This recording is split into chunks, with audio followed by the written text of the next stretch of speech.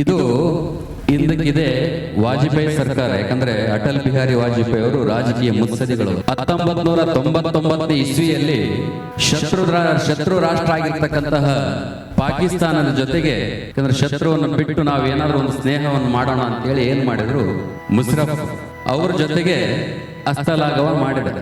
ಲಾಹೋರಿಗೆ bus ಅನ್ನು ಬಿಟ್ರು, train ಬಿಟ್ರು, ಎಲ್ಲ ಬಿಟ್ರು. ಆದ್ರೂ ವಾಜಪೇಯಿ ಅವರು ಒಂದು ಮಾತು, ಯಾಕಂತಂದ್ರೆ ನನ್ನ ದೇಶದ ಒಂದು ಬಗದಲ್ಲಿರ್ತಕ್ಕಂಥ ಒಂದು ಶತ್ರು ನಾವ್ಯಾಕೆ ಮಿತ್ರರನ್ನು ಮಾಡ್ಕೋಬಾರ್ದು ಅಂತ ಹೇಳಿ ಆ ಸ್ನೇಹವನ್ನು ಹಸ್ತ ಚಾಚಿದ್ರು. ಆ ಸ್ನೇಹ ಹಸ್ತ ಚಾಚಿರ್ತಕ್ಕಂಥ ಅವ್ರು ಏನ್ ಮಾಡಿದ್ರು, ಭಾರತ ದೇಶಕ್ಕೆ ನಾವು ಸ್ನೇಹ ಸಂಬಂಧ ಹೊಂದ್ತೀವಿ ಅಂತ ಹೇಳಿ ಅವರು ಹಸ್ತಲಾಘವನ್ನು ಮಾಡಿ ಕೊನೆಗೆ ಕುತಂತ್ರ ಬುದ್ಧಿ ತೋರಿಸಿದ್ರು ಅವರು ಪಾಕಿಸ್ತಾನದವರು.